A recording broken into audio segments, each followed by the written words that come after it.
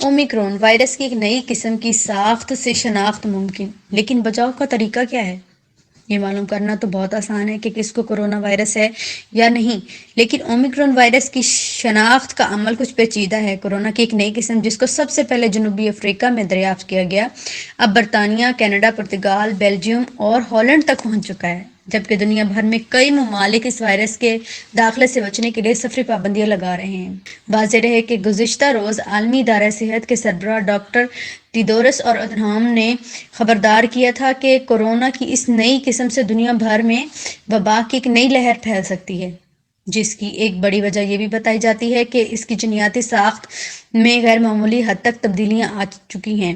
اب تک اس وائرس کے اثرات کے بارے میں سائنسدانوں کے پاس زیادہ معلومات تو نہیں، تاہم اس کی شناخت کیسے کی جائے؟ اومیکرون کے بارے میں اب تک کچھ زیادہ معلومات تو حاصل نہیں ہو سکی، سوائے اس کے کہ یہ ایک نئی قسم ہے جس میں جینیاتی تبدیلیاں آ چکی ہیں۔ یہ نئی قسم کس طرح سے جسم پر اثر انداز ہوتی ہے، اور کیا یہ پرانے قسم کے وائرس کی نسبت زیادہ خطرناک ثابت ہوتی ہے یا نہیں؟ یہ تمام ایسے سوالات ہیں جن کا جواب حاصل کرنے کے لیے سائنسدان دن رات ایک کر رہے ہیں۔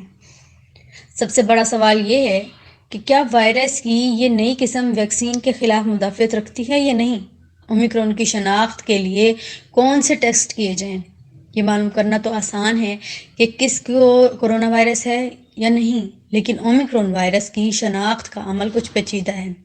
عام لیبارٹری میں کیے جانے والے PCR ٹیسٹ کے ذریعے صرف یہ معلوم کیا جا سکتا ہے کہ آیا کس میں کرونا وائرس پایا جاتا ہے یا نہیں، تاہم گنی چنی لیبارٹریز میں ایسی سہولت بھی موجود ہے کہ وہ اس ٹیسٹ کی بنیاد پر یہ تشخیص کر سکتے ہیں کہ آیا کرونا کی قسم اومیکرون ہے یا کوئی اور ویرینٹ ہے۔ اومیکرون کی شناخت میں سب سے بڑا مسئلہ یہ ہے کہ اس میں کئی نئی جینیاتی تبدیلیاں آ چکی ہیں جو پرانی اقسام میں نہیں پائی جاتی تھی۔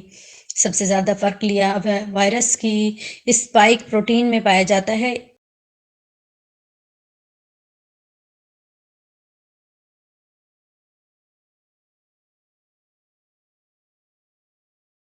کیونکہ خیال کیا جا رہا ہے کہ اومیکرون کورونا وائرس کی ویکسین کے خلاف زیادہ مدافعت نہیں رکھتا، لیکن اب جبکہ اس بات کا تعین کیا جا چکا ہے کہ اس نئی قسم میں کسی مقام پر جینیاتی تبدیلیاں موجود ہیں، تو اس کی شناخت کا طریقہ بھی نکالا جا سکتا ہے۔ ایک عام PCR ٹیسٹ کے ذریعے عموماً وائرس کے 3 حصوں کی شناخت ممکن ہوتی ہے۔ ان میں وائرس کی سطح پر موجود ایس یا اسپائک خلیہ، جبکہ بیرونی سطح پر جس کو کا نام دیا جاتا ہے کو شناخت کیا جاتا ہے، اور ساتھ ہی ساتھ وائرس کی اندرونی سطح پر موجود N2 نیوکلیو کیپسڈ کی بھی شناخت کی جاتی ہے۔ جب کسی کا کورونا ٹیسٹ کیا جاتا ہے تو اس کے ذریعے یہ دیکھا جاتا ہے کہ آیا کورونا وائرس موجود ہے یا نہیں، اگر ہے تو کیا اس میں اسپائک خلیہ ہے۔ اس خلیے کی شناخت ہو جائے تب ہی یہ حتمی طور پر نہیں کہا جا سکتا کہ یہ اومیکرون ہے یا نہیں، بلکہ اس کے بعد ایک مرحلہ اور درکار ہوتا ہے جس کے ذریعے یہ طے کیا جاتا ہے کہ کرونا وائرس کی جس قسم کی شناخت کی گئی ہے وہ اومیکرون ہے یا کوئی اور ہے۔ یہ طریقہ جینیاتی تجزیاتی ٹیسٹ ہوتا ہے جس کے ذریعے اس بات کی تصدیق کی جا سکتی ہے کہ کیا وائرس کی یہ قسم اومیکرون ہے یا نہیں۔ جانچ کے لیے جینیاتی ساخت تجزیے کو نہایت اہمیت حاصل ہے۔ برطانیہ میں ہر ہفتے تقریباً 60,000 مثبت کرونا کیسز سامنے آتے ہیں، جن میں سے 20% کے سیمپل کو جینیاتی تجزیے کے لیے بھیجا جاتا ہے۔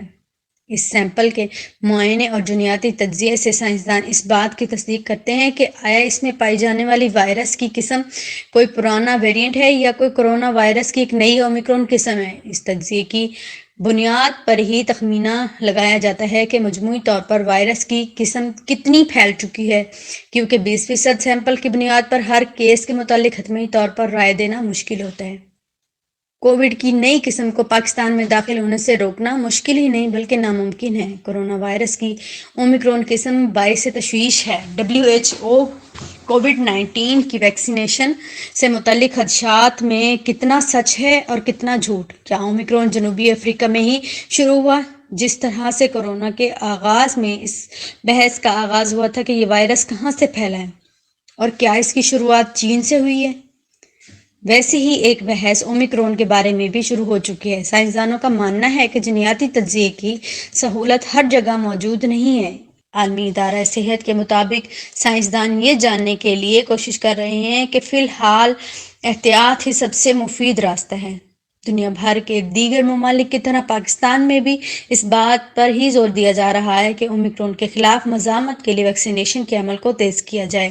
ساتھ ہی ساتھ کورونا کے خلاف طے شدہ حفاظتی اقدامات پر بھی عمل درآمد بھی اومیکرون سے بچاؤ میں مدد دے سکتے ہیں، یعنی ماسک پہننا، سماجی فاصلوں کا خیال رکھنا،